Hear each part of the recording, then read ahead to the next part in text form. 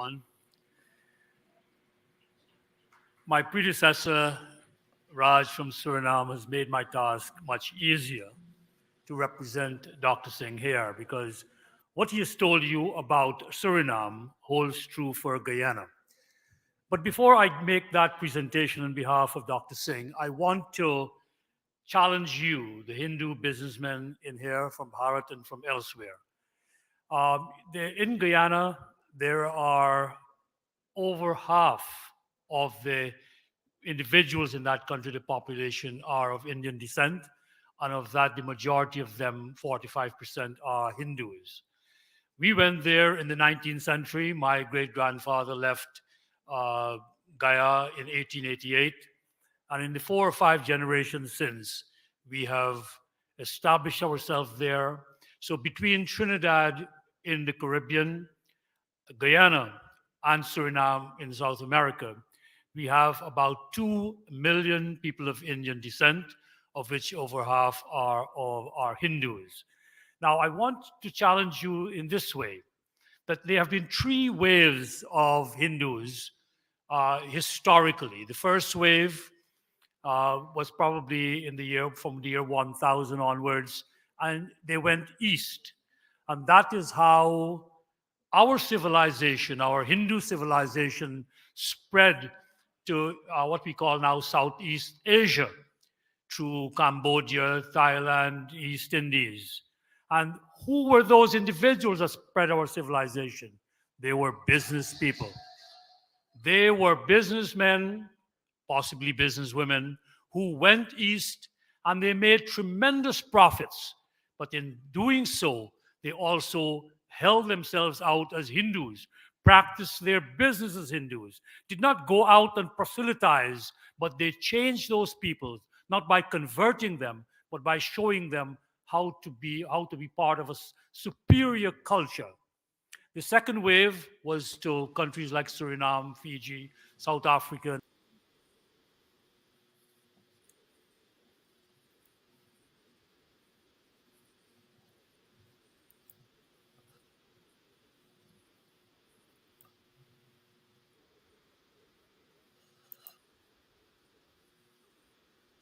And they made tremendous profits.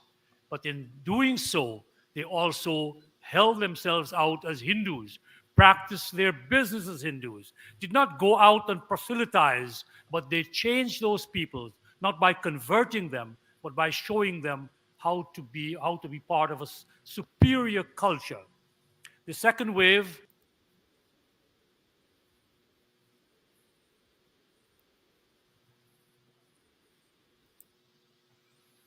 And a very good evening to you. Welcome to Politics 101 on a Thursday night. And we played part of that clip that we've been covering these last couple of days. Mr. Ravi Dev, a well-known Indianist, Indian rights leader, who has now become the ideologue of those who want to dominate our Guyana and are using all the means at our disposal to do that.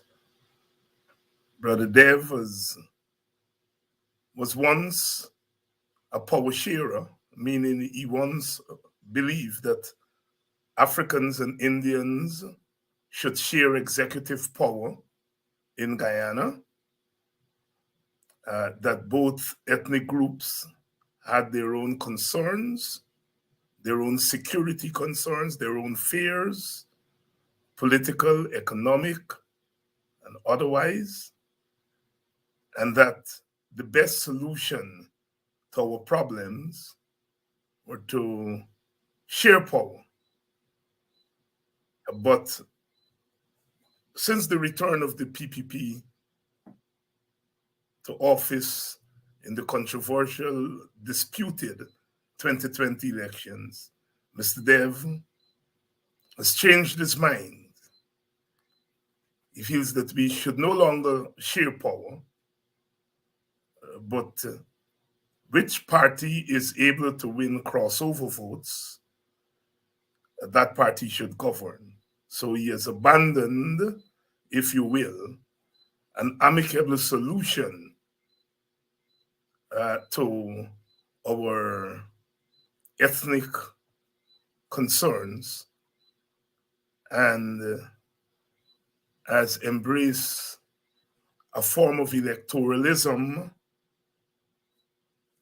that does not take into consideration the security and other concerns of the ethnic groups.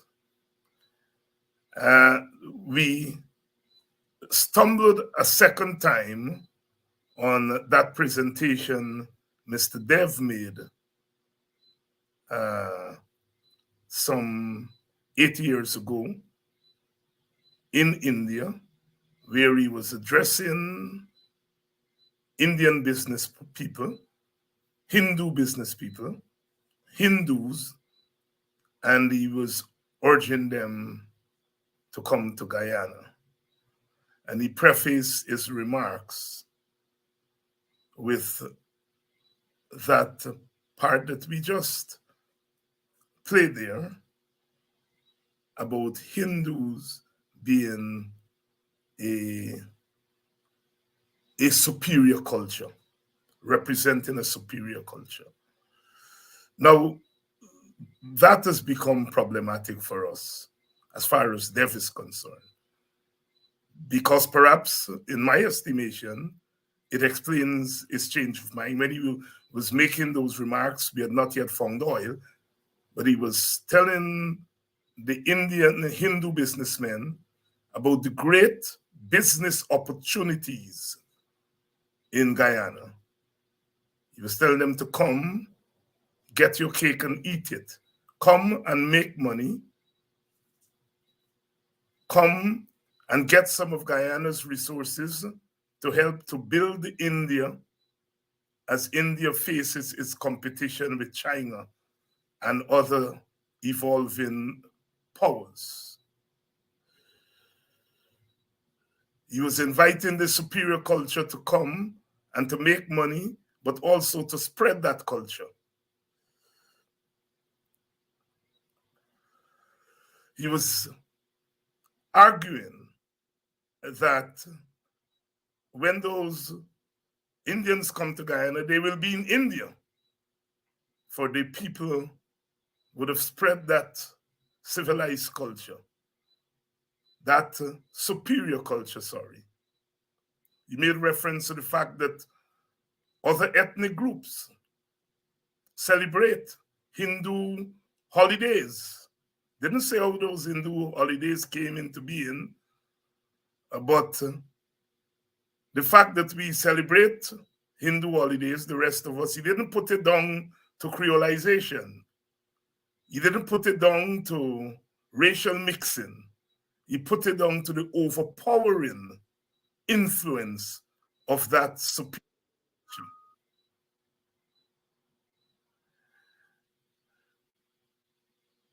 So tonight we want to continue that conversation, and I have Brother Vincent Alexander here. Vincent has been thinking, writing about these issues. There's been a group of us going back to the days of power sharing, when the debate of power sharing got very heated in the late 90s and early 2000s on both sides. From the PNC, you had people like Vincent Alexander, Sherwood Lowe, Aubrey Norton, McAllister, I think, was part of that group of people in the PNC who said the time had come for us to look at sharing political power. Of course, you had persons like myself and Takumo Gunse. Guyana was still around. Guyana had at first floated that idea of power sharing way back in 1961. But those of us in the younger generation at that time, some of us were involved. On the other side of the aisle, we had Rafi Dev, of course, with his group Roar. You had people like Moses Nagamuto. I still have an article that Moses wrote in the Chronicle at that time, arguing for power sharing. So there was a group of us who argued for power sharing and got, well, we can't claim credit, but Desmond Hoyt, who at first was a skeptic, um, in 2002, just before he died, he said power sharing was an idea whose time had come, and in an official way, committing the PNC towards power sharing. Since then, of course, the PNC has made good. First sought power sharing with the PPP. That didn't work out.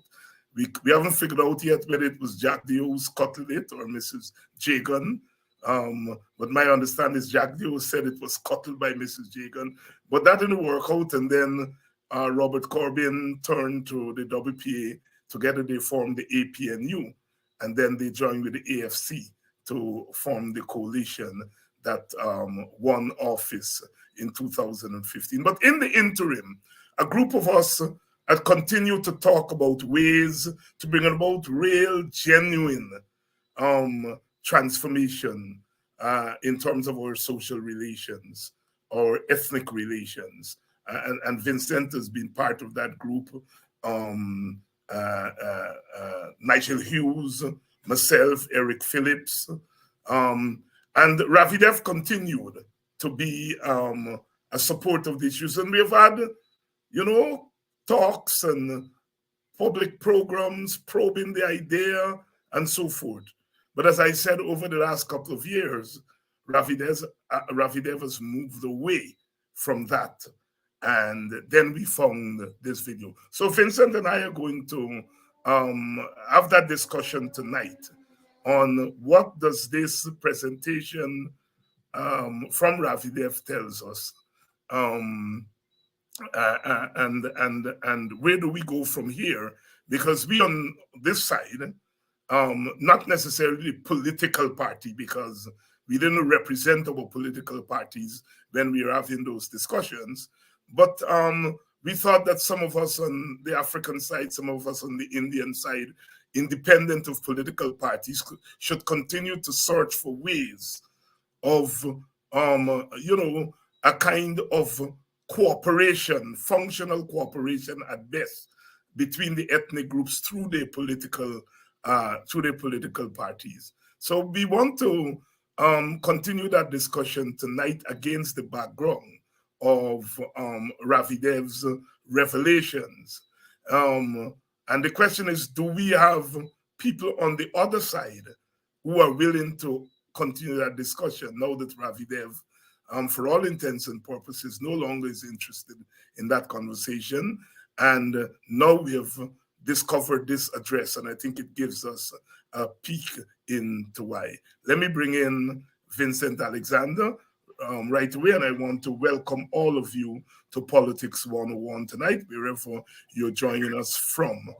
Good evening, Vincent. Hi, good evening, David. Just a couple of hours ago, you and I were at homegoing service for Sister Clementine I don't know. Marshall. Clementine Marshall. I don't know why. Sister Clementine Marshall, who was a live wire for actor, but became more than just a live wire for actor, became the embodiment of what we have been talking about in this program in the last couple of years. And that is an African consciousness of itself in Guyana, an African awareness of its cultural roots. She came to embody that in a real serious way. She was not one of the well-known names because she was in the political arena, the party political arena. And so her name was not known in a popular way. But she was certainly a pillar for the last 3 years in trying to hold the African community together and to chart new ways.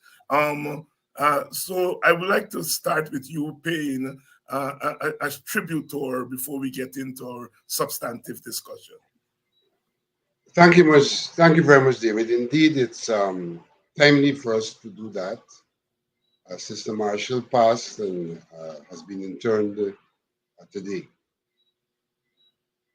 Sister Marshall was essentially an activist of AGDA. But as you may know, AGDA has been at the center for some time now, from the 90s to present times, at the center of African Guyanese activism. And so that provided Sister Marshall with an opportunity through AGDA to herself make a contribution to the African Guyanese community. And she made what I will call a selfless contribution. In every area of activity that AGDA was involved in, one could find the involvement of Sister Marshall. She was what one may be referred to as a real grassroots activist, but an activist who had acquired knowledge, who had acquired skills, and who was prepared and, in fact, used her knowledge and skills to enhance the African Guyanese community. When you talk about Sister Marshall, we know that she was involved with the culinary art. In fact, she did that as a business sometimes. We know that when it came to wraps, head wraps, that Sister Marshall was someone who used to teach African Guyanese the various head wraps and what they meant. We know that she was involved in the public education exercise, and along with her comrades from AGDA, would go from village to village, sharing with the people of African descent about their heritage, about their history, and about their culture. We know that she was integral to AGDA's ongoing work with the youth, much of which is done at the Aquaba Center and some external work as well. She was extremely active with the group as well. An important aspect of Sister Marshall is that as a member of AGDA, she became kind of matriarchal in the African Guyanese community. She might not have been somebody who the general population knew about, but certainly in terms of the reparation movement, in terms of AGDA, and I dare say in terms of the PADG, which represents a cluster of African Guyanese organizations. She was recognized as a pillar in the African Guyanese community. And not only a pillar, but a pivot and a hub, in the sense that very often she was the one who was looked to when there was need to resolve conflict, when there was need to bring the community together. She was the one who played that role of bringing the community together, the one who stood above the fray and emphasized that we must be united on based on our commonalities. So she was really an asset to the African Guyanese community, and her life, I would say, was an exemplar. Why do I say that? When one looks at her life, one can see the way she treated family, her own family. She was a mother of uh, four girls and one boy, and she really had a closely knitted family unit, herself, husband, and children. And so, in that regard, she's an exemplar because the family is the basic unit in society, including the African society. And she exemplified a good family to which we can look uh, for an example. But this idea of family, she took it beyond blood family, and the way she operated at AGDA, that too is an extended family. And I dare say that the entire African community, in many regards, she saw as family because the work that she did, though it was done from the platform as AGDA, it is work that reached into the wider African Guyanese community, and I dare say the wider Guyanese community. And so she really treated that entire community as family and became matriarchal in that community, in the way in which she contributed to the activism in that community, the growth and development of that community. I remember personally working with Sister Marshall and projects we may have had in AGDA, myself not necessarily being a member of AGDA. And that talks about her, the way she reached out beyond the membership of AGDA, working with Uncle Stan, who was deceased some years ago, doing real work in relation to developing the physical facilities of AGDA, doing real work in terms of the school that AGDA has. She was a real contributor to that school as well, being involved in a lot of fundraising to make sure that there were some resources to get the work of AGDA done as they sought to reach out in the community. And so we really lost a sister who made a tremendous contribution. And we must not see her loss in negative terms, because she imparted so much to us that we could see her as someone who has bequeathed to us a legacy, which legacy, if we not be a factor of growth and development and Africanness in the African Guyanese community. So to her close family, to her extended family, I think it's opportune once again to extend our condolences and to see that what we need to do is to celebrate her life, to emulate her life. And in that way, her life will continue to be a contribution to the enhancement of the life of people of African descent and to Guyana at large. Vincent Alexander paying tribute there to Sister Marshall, Sister Clementine Marshall, who passed away a couple of weeks ago and was buried today. Vincent and I joined other better known in terms of public persona African activists to give her a grand send-off this afternoon. Vincent, another a stalwart of our politics, Ashton Chase, passed away. I think he's going to be cremated tomorrow. I don't know to what extent that you knew Ashton Chase, but I know that he was for a little while part of the Burnhamite PPP, which became the PNC, something that is not well known, and that he eventually left the PPP when he joined the World Communist Movement. And I know you're somewhat of a political historian, so would you mind giving us some comments on Ashton Chase? I would prefer to see Ashton Chase from two perspectives. The pre-PPP perspective, where he joined with Chedi and I can't remember that name right now. Justin Hubbard. Yes, Justin Hubbard.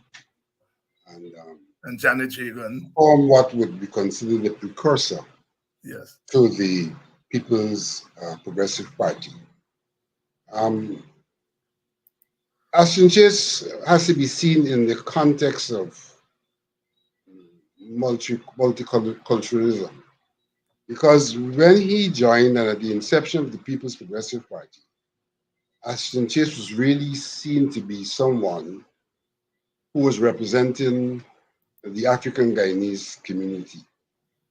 And because he was seen to be someone who was representing the African Guyanese community, he was initially being quoted to be one of the co-leaders of the People's Progressive Party. But in some regards, he was shy in some regards in terms of ultimate office in politics. That was manifested when he did not quite come forward in terms of the People's Progressive Party. And then we saw Burnham emerging and becoming the co-leader of the People's Progressive Party. And if I can digress a bit, and this is related to what we're going to discuss later, the fact that the People's Progressive Party saw it necessary at its inception to have co-leaders, and they consciously did that in terms of an African Guyanese and an Indo-Guyanese, was a recognition at that time of the nature of our society and a recognition of the need for the people of African descent and the people of Indian descent to work together. You know, very often people talk about the party breaking up and things falling apart without giving recognition to the peculiarity of that formation, which consciously sought to bring together the people of African descent and the people of Indian descent. Many may not know, but Ashton Chase was also the first person that the People's Progressive Party had proposed for the presidency. In When 1970. became the president, he was the candidate of the People's Progressive Party. He didn't make the cut. Then Arthur Chung, later Arthur Chung became president. But I think Ashton Chase has to be held up far more prominence, in my view, in terms of his involvement in the trade union movement. He was there almost from the inception, alongside Critchlow. He was one of the persons alongside Critchlow. He predates all the He other was the guys secretary of Critchlow's British British Guyana Labor Labor Union. Union. So he's been there. He's predated Burnham. He's predated Jagan, and all those guys in terms of the trade union movement. And we saw him continuing to be a stalwart in the trade union movement, and being, in fact, the founder of NASI, a union which is still a very active union today. He may have, in some regards, been ideological and I dare say Leninist, insofar as, Lenin always saw the trade union movement as a critical movement, as a partner with the Communist Party, because that's where the working people are found. And so, in many regards, Ashton lent to the People's Progressive Party that bastion of the working class, the trade union movement, in terms of the alignment of the union he formed with the People's Progressive Party. But he has to be recognized for the contribution he made to the development of trade unionism. And I think we can still point to his work on trade unionism, the trade union in Guyana, history of the trade union in Guyana, as a seminal work on trade unionism in Guyana. And no matter how much the trade union movement develops or disintegrates, whenever one is going to speak about the history of trade unionism in Guyana, his seminal work still has to be a point of reference in that regard. And also, his practice as a lawyer. In many regards, he specialized in trade union law, and we saw him being involved in important landmark cases in Guyana in relation to labor relations as well. So Ashton has to be seen as one of the founders of the political movement in Guyana, one of the founders of the trade union movement, and one who has contributed and should be recognized for his contribution to the growth and development of the political movement and to the aspirations of Guyana as a nation state. And Vincent, I'm very glad you made that point about how careful the early PPP, the nationalist PPP, sort of deal with the race issue. Because if you look at the first cabinet there, Mr. Jagan is in that pitch in the middle, but she wasn't a cabinet member. She was the general secretary of the PPP, and so she was posing. But the cabinet were 6 men, 3 African Guyanese, and 3 Indian Guyanese. From left to right there, you have Dr. Lachman Singh, Sidney King Nawayusi Kwayana, Forbes Burnham, Janet, of course, in the middle, Janet Jagan, Chetty Jagan, Jainarine Singh and Ashton Chase on the far right. Um, uh, three Africans, three Indians. And when one spoke to, I speak to Guyana a lot because he was very much part of that. He had joined the PAC along with people like Ralph Boise Ramkaran. Right, although they weren't founders, they joined the PAC, which I noticed the PPP historians don't mention. And Ramkaran became treasurer of the PPP when they were formed in 1950. Guyana was an assistant general secretary, and he told me that they paid special attention to race and racial unity because they understood the dynamic of the country. So I appreciate the point that you made there about the co-leadership. And that co-leadership is interesting because Burnham was chairman and Chedi Jagan was the legislative leader. Head of the parliamentary group. Head of the parliamentary group.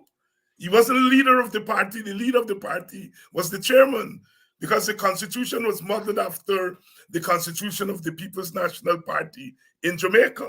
In fact, I think Burnham on his way home stopped in Jamaica. In fact, Burnham was recommended by a prominent Jamaican politician who had met him in London. Yes. Recommended to Chedi by that politician who said that he had seen someone with tremendous potential. Are you talking about RBO? To give leadership. And in fact, Burnham came to Guyana via Jamaica, where in a sense he did an internship in Jamaica before he came home. Yes. A political internship. Yes, I'm aware of that. And so basically, Chedi Jagan was leader of the legislative group and Burnham was leader of the party. In that sense, they were co-leaders. And that's something that, again, the historians on the other side don't factor in. And what I learned in some research this past week is that Ashton Chase actually spoke on the PNC platform. It wasn't the PNC, but it was the Burnhamite PPP in the 1957 election. When he came back from studying, he had a very close relationship with Burnham and spoke on the Burnhamite PPP platform in 1957. And then went back to the PPP from 61 to 68. And after 68, he left purportedly because he was not happy with the PPP's joining of the World Communist Movement. So Ashton Chase is not a straightforward. I see he's being lauded in the media as the PPP, but his relationship with that party, just as Guyana's relationship, with the PPP is not quite straightforward. But certainly, Ashton Chase leaves a lot for us to ponder as we try, even 70 years later, to make sense of the politics of that early period of the nationalist movement from 1947 to 1955. Vincent, let's move to Mr. Ravi Dev's presentation. When you looked at that presentation, what was your initial response? Well, in many regards, it reminded me of my first disposition to Ravi Dev. When Ravi Dev returned, he was a prolific writer in Starboard News. And if one read at that time what he was writing, one could sense the Hindu triumphalism and the Hindu, it was really what I would refer to not as a classical Hindu. He was one of these far left, so to speak, uh, Hindu leaders and really spoke to everything from the standpoint of uh, Hinduism and recognizing and trying to represent uh, Hindu interests. And I'm specifying Hindu interests as opposed to Indian interests. Hindu interests as opposed to Indian interests. He is not one of those persons who spoke to the natural evolution of people. He was one of those persons who, through uh, his work, sought to ensure, in fact, the purity, purism of the Hindus in Guyana, that they should not be uh, absorbed, they should not assimilate, they should continue to be true to Hinduism as traditionally and originally espoused. That's how I saw him. And in that context, he often referred to people of African descent as Creoles, and in a disparaging manner. Why I say that? Because he saw Creolism as a watering down of a culture, and therefore warned Hindus not to be Creolized, because it means they would lose their purity, as much as he described people of African descent as being Creolized. And so they lost their originality in some regards and became uh, inferior to what they might have been before, and certainly inferior to other ethnic groups and the Hindus in particular, who were supposed to retain their culture. And so that's where I saw him in his earlier period here in Guyana. And then during that earlier period, he called, in fact, for the establishment of a federal system, where Yeah. he talked about the division of Guyana into 4 states. And I found that also very, very interesting, the way in which he defined geographically those 4 states. Mhm. Uh, he saw Berbice as an Indo dominated state. He saw Demerara as an Afro dominated state. And then he divided Essequibo into 2 parts, one part dominated by the Indians and one part dominated by the Amerindians. What I found of tremendous interest in the Essequibo situation was that he included in parts of the dominated Indian state areas that were essentially populated by Amerindians, but which bore the minerals, the minerals. Yeah, yeah, yeah. So let them could go to the Amerindians, but when you got closer to the coast in terms of Madhya area and the northwest area, he included those in the Indian Indians, dominated yes. state where the mineral was located. And I had a problem with his disposition in terms of the geographic segregation of Guyana, because in effect, what he was doing, he was limiting the African Guyanese who had worked across this entire country in building its civilization to Demerara, the state or the county that is least endowed, that is least endowed. And he was bequeathing to the Indians a Essequibo in particular with the hinterland part that was most endowed. And so I had a difficulty with that, separating apart from the fact that the way Guyana evolved in terms of its demography, one cannot, except to some regards in relation to the Amerindians, associate this place called Guyana with any one ethnic group. I normally look at Guyana as a cake that's a ribbon kind of cake. you have the indigenous people, then came the Africans, and they made a contribution across the board to the development of Guyana. Then you had the Indians, who I would say has made a contribution across the board as well.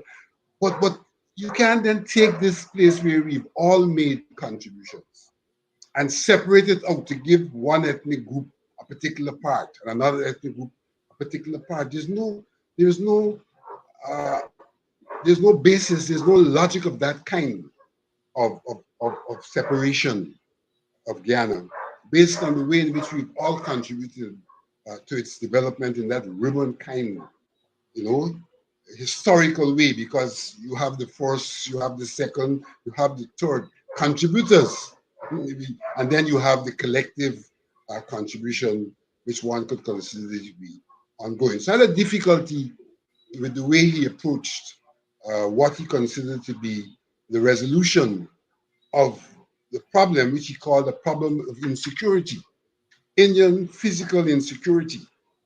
And I emphasize that concern I had, because as he did this dividing Guyana into parts and making Demerara the Afro-dominated part, you know what he actually did as well? He left the majority of Indians in Demerara. So I can't see the logic of the insecurity that he was trying to resolve.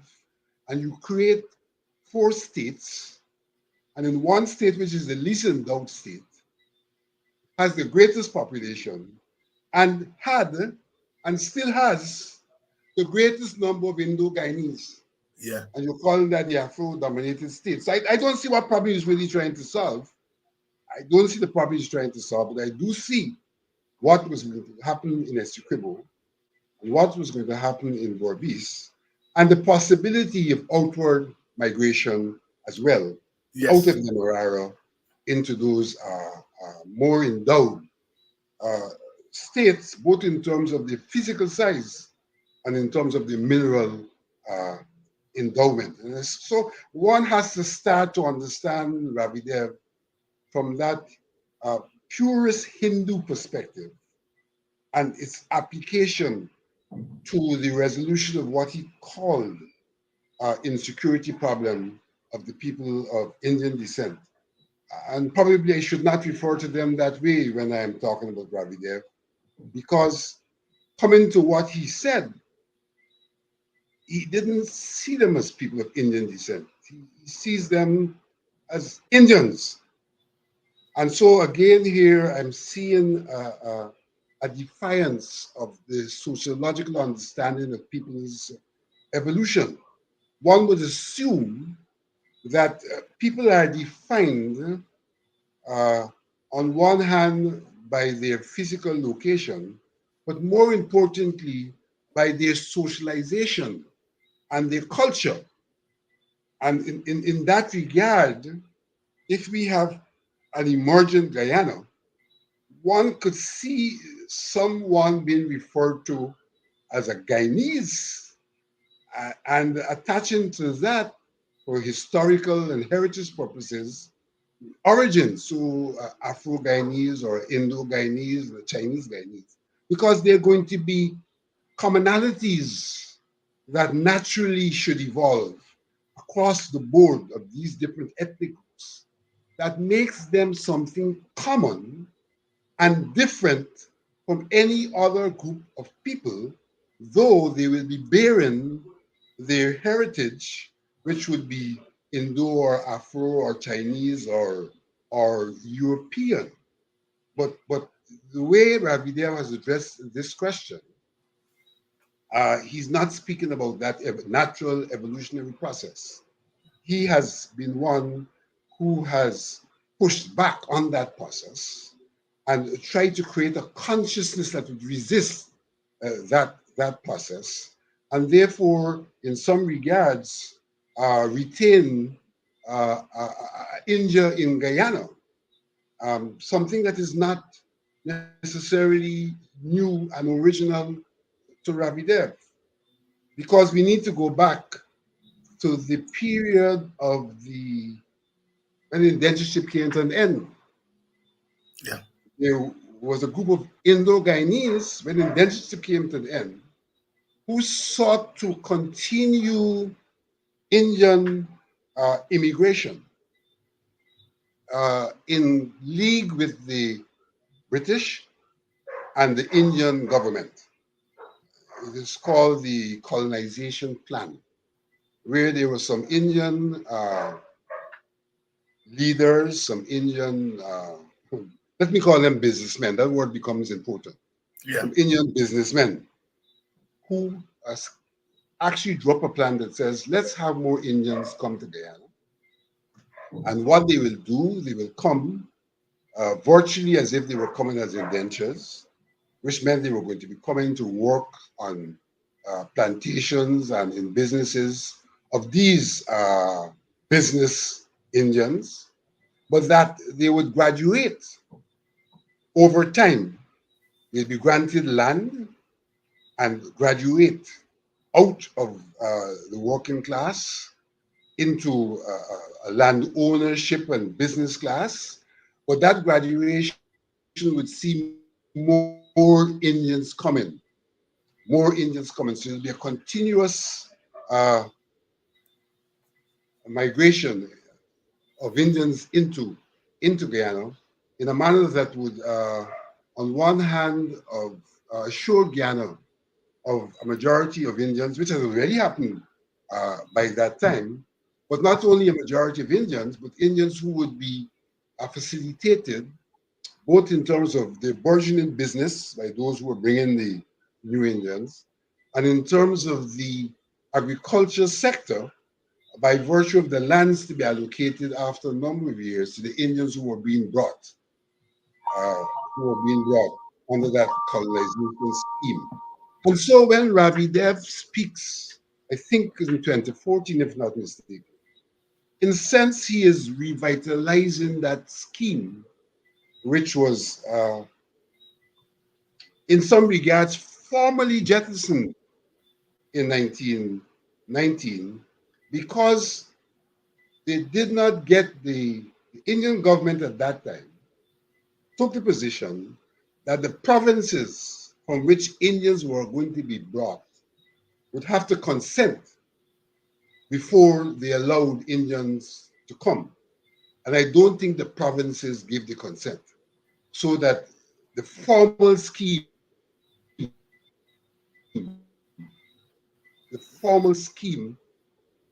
with the Indian government, businessmen here in Guyana, and the colonial government never got off the ground.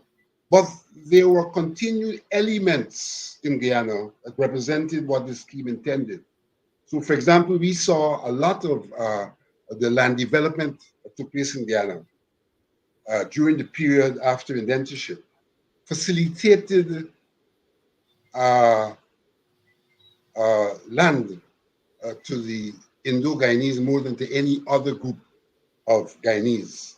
And those lands were not lands that were necessarily acquired through purchase. There were some instances where Indians, particularly in places like Palmyra, did purchase villages and have their own villages established. But there were a lot of schemes, including Blackbush Polder, Right. including Blackbush Polder, Right. which were settlement schemes that were funded by the state and facilitated Indian involvement in agriculture and in the rice industry, which they dominate up to today. So that informally we see that what was proposed did gain some real roots. And in many regards, what we're seeing now is a proposition by Ravi Dev that really would represent a renaissance of that formal system where Indians would come to Ghana, retain their Indianness, come primarily to do business in a society where business has been skewed towards one particular ethnic group, not because of the inability of others, but because of the way in which the colony evolved and the way in which the colonizers, the plantation owners, facilitated the growth of ethnic groups in particular ways. They facilitated the growth of the Indian and the Portuguese in terms of commerce. They stifled the growth of people of African descent in terms of agriculture and commerce, and facilitated their growth in the public service. And so the question of where Indians are located is not merely a question of their being. It's a question of the facilitation that would have occurred under the colonial government. And so we are seeing another attempt at building on that and that facilitation in a circumstance, and this is where it becomes even more critical, where Ravi Dev, in referencing what happened in Asia, Cambodia and those countries, unequivocally, and here's where I take Ravi Dev to task. I might have been silent otherwise. Ravi Dev unequivocally said that the Indians who had gone to Cambodia and to Thailand and wherever else had a superior culture. Also, And whenever you talk about superiority in terms of culture, and you talk about superiority in terms of ethnicity, you're talking as a racist and you're talking racism, because that's the exact definition of racism. Racism speaks to the question of a system where people are seen to be superior to others, and therefore that system gives privileges and rights to those who are superior over those who are inferior. And that is the origin of Guyana, the coming of the Dutch, seeing themselves as superior to the Amerindians in the first instance, to the Africans in the second instance, and to every other group in the third instance, building a hierarchical system where they are superior. And in fact, where they create superiority in that hierarchy to the African Guyanese and the Amerindian Guyanese being at the bottom. And here's Ravi Dev talking about that superiority that fashioned the success of people in Cambodia and in other places. And saying to the Hindus in India, come to Guyana. You have fellow Hindus who will facilitate you into business, into wealth. And that this facilitation is not necessarily about the development of Guyana. This facilitation is about your accumulation of wealth and the further facilitation of India in its competition with China for a place on the world stage. So that Ravi Dev is not talking about a Guyana.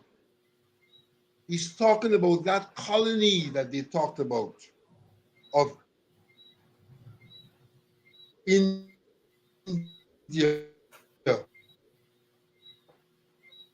in Guyana and the growth development of India. Others, and here in the contemporary situation, it's very clear that the competing force is that of the Chinese, both in terms of the individual Chinese here in Guyana and in terms of the Chinese as a state that has its outreach to other countries in its process of wealth accumulation and world domination. So that we have a serious problem. If we in Guyana are to coexist as Guyanese, with persons who start off from the standpoint that they are superior, with persons who see us as inferior. In that regard, I want to make a reference to a close colleague of Ravi Dev, and that's Vishnu Bisram. It's about a year and a half ago. Vishnu Bisram wrote a letter in our columns, giving recognition and accolades. So I think a now deceased Indo-Guyanese from the quarantine, who was one of the Indian leaders. But what I found most interesting about Bisram's uh, recognition of that Indo-Guyanese, I don't remember the name offhand right now. He said that one of the major contributions of that Indo-Guyanese in the quarantine was the way in which he ensured that Indo-Guyanese resisted being creolized. And I call creolization a natural process. That Indo-Guyanese was praised. So we see here again the question of this Hindu brother seeing the pure Hindu as superior, rejecting being quote unquote diluted or assimilated, and maintaining his purity in a place where there's diversity and where we're all supposed to be equal, all supposed to be equal. Of course, we are not all equal because of historical circumstances, but we are faced with a decade and with a consciousness that says we have to put the mechanisms in place, the equitable mechanisms for equalization, so that we can in fact all be equal insofar as we are not disadvantaged in accessing the wealth of the nation. And here is this ongoing contention that no, don't be like them. Continue to be poor. Continue to be superior. Come to the place where there is wealth. Come to the place where you have brothers who can give you access to the wealth. And in so doing, maintain your Hindu purity and your affinity to India. In India's continued portrayal by some of itself as a superior culture, as Ravi Dev described it when he referred to what happened in Asia and specifically in places like Cambodia and Thailand. That runs against the grain of what the Granger government was trying to do, where Granger talked about social cohesion. Mhm. It's interesting to see the idea that Granger chose, social cohesion. Because if one is a student of sociology, they are critics of integration, Right. where they sometimes see integration as an act of acculturation, Right. where the dominant culture assimilates everyone else into that dominant culture. But cohesion starts off with the recognition of diversity, Yes. but recognizes that we are located in one place and that we are an emergent nation state where our economic relations and other relations are not necessarily ethnic, and therefore we have to find ways and means to coexist, to have cohesion, even as we maintain our diversity. So let me make it clear. We are not discussing this matter against the background of Hindus not being Hindu. We're discussing this matter against the background of us living in one place called Guyana, having an emergent state where there are integrated systems, and therefore finding ways and means by which we can coexist with mutual respect for our differences once the differences do not impinge upon the existence of others. So we have to find ways in which we preserve our differences, but not to the detriment of others. So each group preserves its difference, its diversity, whereas we try to coalesce and be cohesive in terms of our commonalities. And the bigger system facilitates diversity. So that's another element of the cohesion. And in that way, you can probably work towards what may be called one people, one nation with one destiny, which is quite different from a one Guyana. Yeah. Because all a one Guyana describes, all a one Guyana describes is a place where we are located. Yes. Does not describe what happens in that place as a oneness. Thank you, Vincent. Quite a mouthful there, and the audience is really appreciating it. And I think your points are well taken. We have no issue with Indians coming to Guyana for purposes of doing business.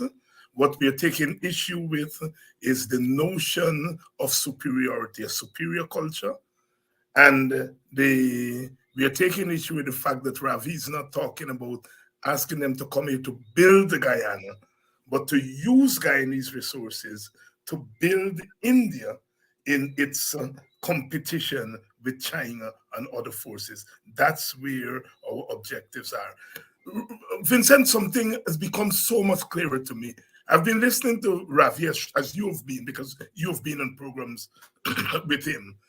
And he has been talking about black people and business, black people and business. And he quotes Mr. Hoy telling him that he set up something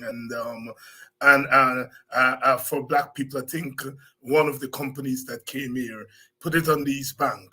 And Mr. Hoy tell him that on Friday evening, the guys don't want to work. They're jumping over the fence to go and party. And he has been painting this picture of this stereotype of Africans not interested in business, can't do business. And it has nothing to do with structures or anything. It has to do with something that's innate in their culture. Now, here is he linking the superior culture controlling Southeast Asia, and they were businessmen. He's linking the superiority to business. So for him, business is something that is innate, that is natural, that it comes from God. You have it or you don't have it. Reminds us, of course, you're a sociologist, of Weber Protestant ethic as far as capitalism is concerned. Over to you, Vincent. There is, one has to remember the nature of the Indian society, which is built on caste. On caste. And I want to say two things here. I want to quickly say that not all Indians are what Ravidev is describing. And we are seeing, even in the contemporary India, the problems in India under a government which seems to be aligned with the Ravidevs in terms of Hindu fundamentalism. That's the term I missed earlier. In terms of Hindu fundamentalism. The problem is in India today. And the Hindu way of life, I'm not saying religion, I'm repeating what Ravidev said the other day on the program. Hindu is a way of life. It's a way of life, yes. Has accepted hierarchical system, which they refer to as caste, and we may refer to as class. It has, however, not embraced class struggle. It has embraced an acceptance of caste, an acceptance of caste. So that what we see in here is not only what we see in here is also a class phenomenon. Because even in the colonization plan, it was Indian business bringing other Indians who they would have exploited and then relieved to bring another set to exploit. So it's a class chaos situation that we would have to confront. And it's in that context that Ravidev talks about the neoliberal Yes. Yes. economy. Let the economy solve the problem. Let the economy solve the problem, competition. Yes. Yes. But he's doing that in a society where the structures, where the legal system, where the status quo has forcibly, forcibly imposed a class structure on people of African descent, the status structure on people of African descent. But people of African descent who have demonstrated that they are naturally otherwise. They are naturally otherwise. That demonstration came about starting off with their ability to save money during the period of apprenticeship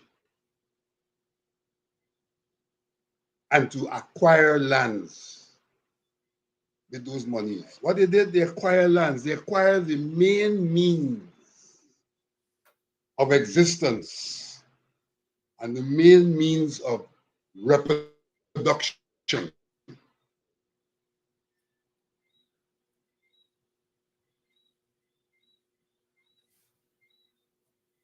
But we saw that too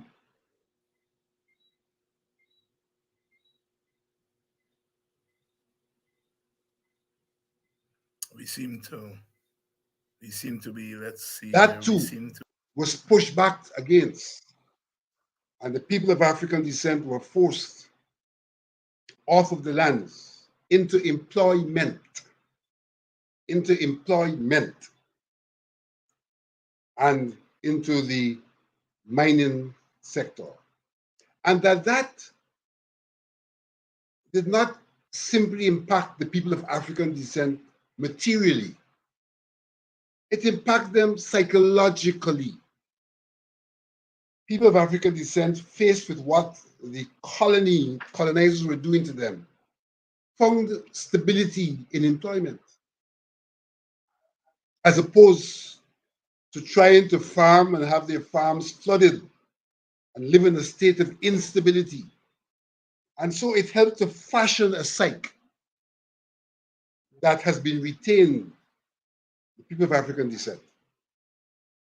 And therefore, when you talk about Guyana, you have to talk about a state which has to understand the way people have evolved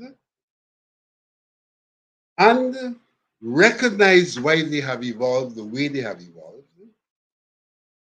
And so, for example, can be a state that tells you people of African descent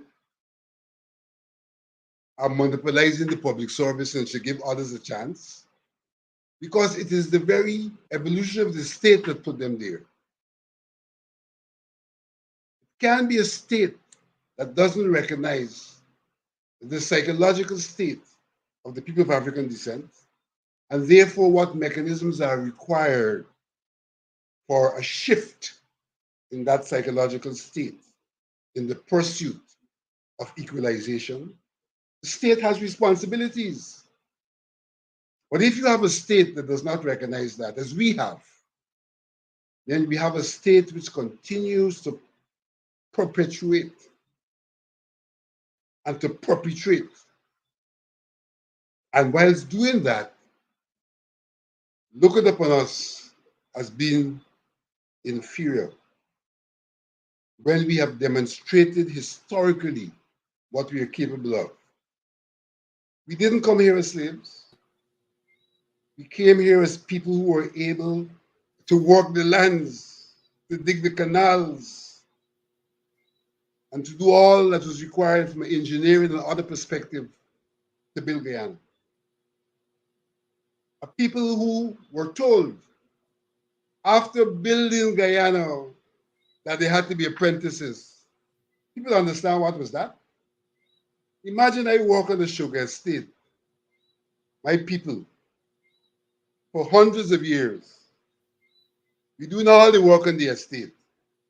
And when the time comes for us to be so-called freed, you say to us, you got transition, we got to make you an apprentice so you can understand how to live off the estate.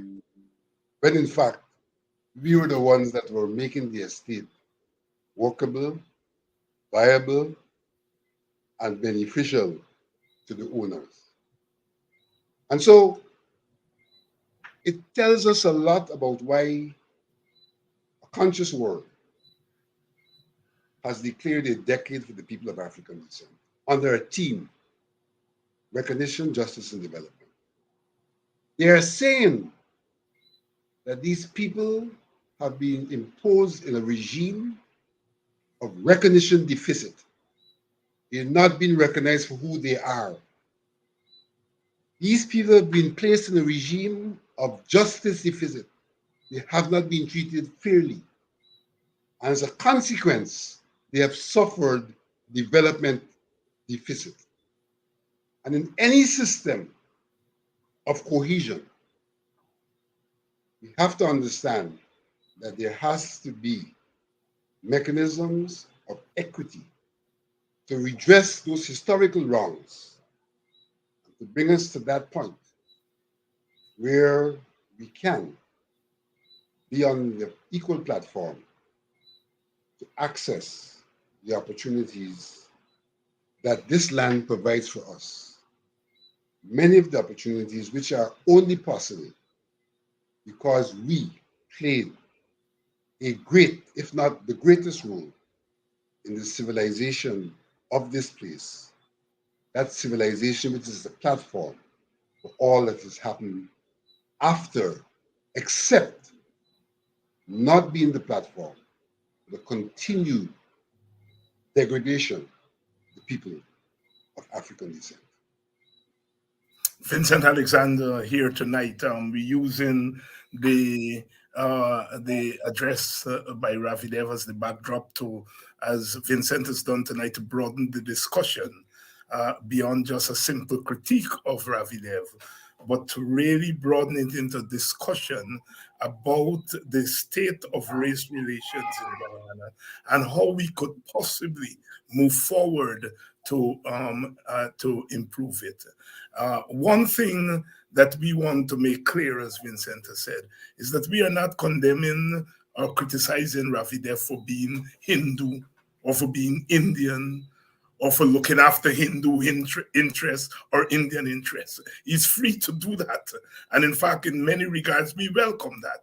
All we are saying is that if you start off from the presumption that one group is superior, one culture is superior from the other, then the outcome can be nothing else but domination by the superior group.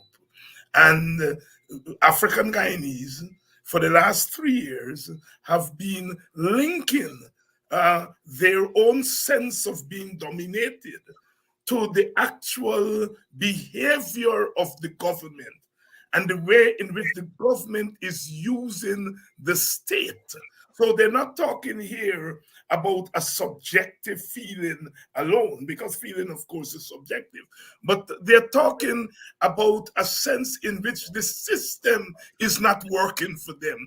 In the wake of the Dharamlal fiasco, the Dharamlal nastiness, the question is being asked, is the system working? Is the legal system working? Is the governmental system working? Is the parliamentary system working? Is the system of social justice working? Is the legal system, is it working, the system, and so on? So the system, and we are very glad that it took the Dharamlal thing to open a lot of people's eyes, because this is what Ipadaji has been arguing. This is what the United Nations has argued. It has said, despite advances in law and rights that are put in constitution, African people across the world are still treated unfairly. So it means that more has to be done than just putting some laws on the books. and put in your constitution that we have equal rights. I remember last year, Vincent, when we said talked about an emerging apartheid state. None other than the Attorney General said, but we cannot be an apartheid state because the laws of Guyana does not permit an apartheid state. And I remember saying, what the fool is he? But then later on, I realized that he's coming from a thought process that if you dumb down the way in which structures and institutions in the society are reflection of thought processes, then you are allowing yourself to get away with dominating people without being caught, because you're saying the systems don't allow me, so I can't dominate. It's like somebody saying, I can't be a thief, man, because my father is the preacher. Vincent Alexander, your closing thoughts. I didn't get that. No, your closing thoughts. You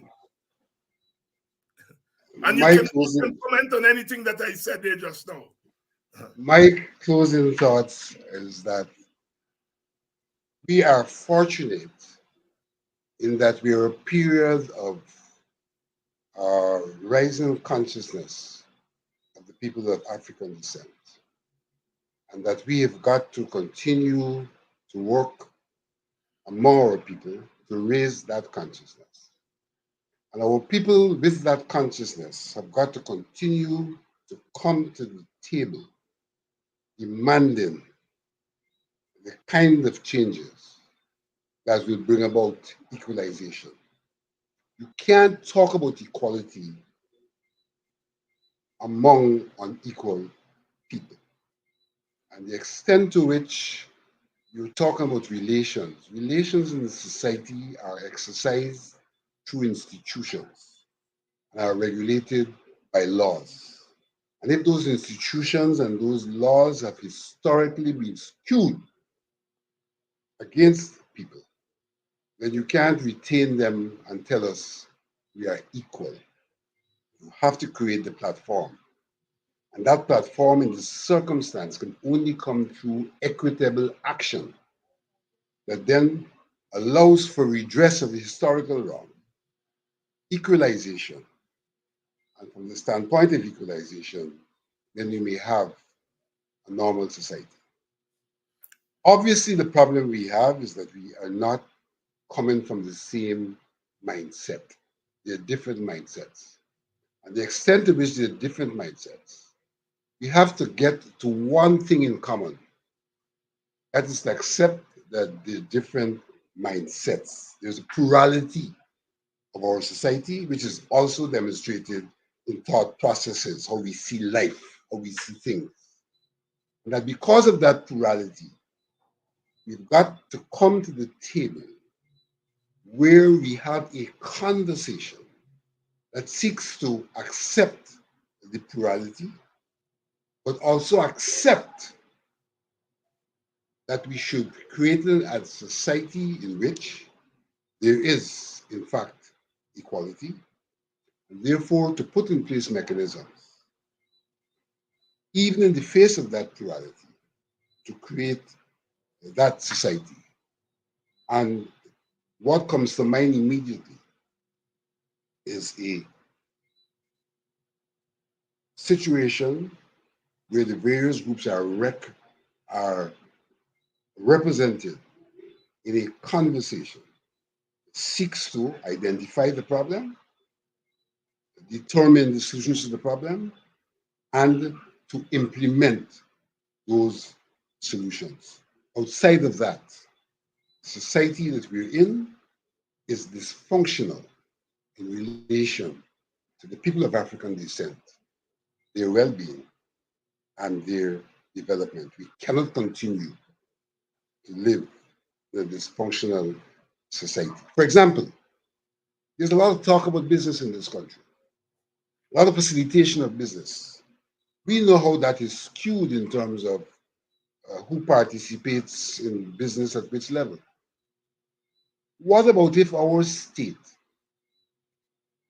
was far more proactive in facilitating cooperatives so that people of lesser means could enter into the realms of business so that they can too be actively involved in benefiting from the wealth. What we see in our society, rather than a facilitation of cooperatives, we see the state being condemning them and trying to take away the resources, which, if they are facilitated, can be put to use to help to redress the problem, bearing in mind the problem is material and psychological, and therefore the redress has got to take place in both realms, the material realm and the psychological realm.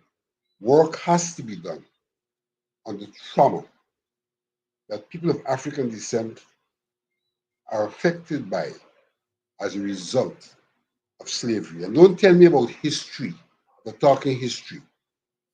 It is proven scientifically that trauma almost can be inherited from one generation to another.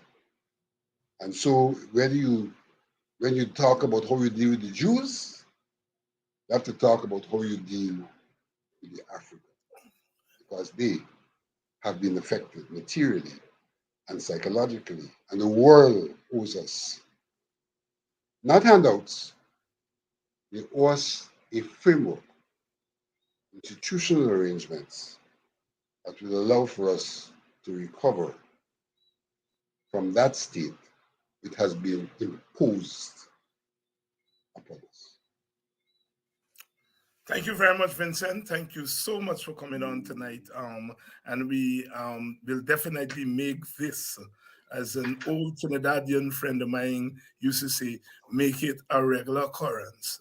We will make this a regular feature, and we're coming up to emancipation. So what a time to begin this discussion, because there is so much more to tease out or out of the implications of that address by Brother Rafi Dev. Thank you again, Vincent. You're most welcome. Thank you for the opportunity. Yeah. And thank you all. Thank you all again for staying with us.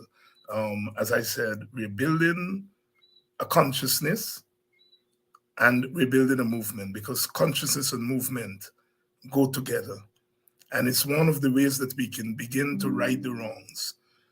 The primary obstacle before us is inequality and inequity.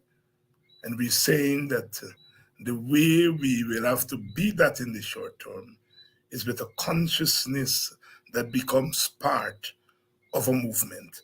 And we are playing our role in doing that. Yes, they will say that we are spewing racism and all the nonsense. Well, Rafi Dev has defined what racism is for us. Even if you all didn't hear our definition before, you've heard this definition, and that is that there is a superior culture. That's the definition of racism. That is giving a meaning to color, skin color. And if you say this skin color represents something that is inherently superior, then you're saying another skin color represents something that is inherently inferior. And when you have these two groups, the one that sees itself as superior, hence the other as inferior, operating within a particular nation state, common borders, common flag, common national anthem, common constitution, but a different sense of who we are inherently That's a recipe, as we would say, in a plural society. We have to constantly search for cohesion, for cohesion, for cohesion. As Professor Nettleford would say, multicultural means that we are different cultures operating on our different silos.